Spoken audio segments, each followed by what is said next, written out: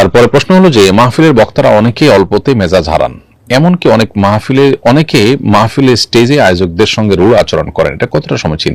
ওয়াজদের ব্যক্তিগত আচরণ কেমন হওয়া উচিত? দুর্ভাগ্যজনক বাস্তবতা, আমরা যারা ওয়াজ করব, মানুষকে নসিহা করব, আমাদের নিজেদের আখলাক হওয়া দরকার সুন্দর।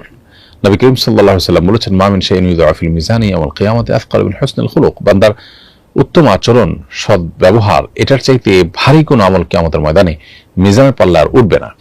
তো এই হাদিস আমরা যারা বলছি, তারা যদি নিজেরা আচরণ সুন্দর করতে না পারে, সেটা হবে খুবই দুর্ভাগ্যজনক বাস্তবতা।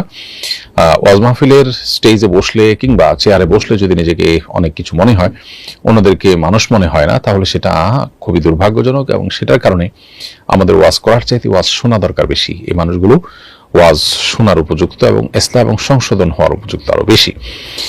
অনেক সময় মানুষ মনে করে যে বয়স হলে বা একটু ভালো বড় আলেম হলে বা একটু পুরাতন সিনিয়র হলে তিনি বোধহয় এরকম মেজাজ দেখাবার রাইট তার চলে আসে। এটা দুর্ভাগ্যজনক বাস্তবতা। আমাদের নবী করিম সাল্লাল্লাহু আলাইহি ওয়াসাল্লামের 63 বছর জীবনে কখন তিনি এরকম মেজাজ হারিয়ে ফেলেছেন বলে কেউ দেখাতে পারবে না, কোনো খোলাফা রাশেদারদের কেউ না, সিনিয়র সাহাবীদের কেউ না। অতএব ইমানদার আখলাক ছোটবেলায় যেমন হবে, বয়স বেশি হলে আরো ভালো হওয়া উচিত।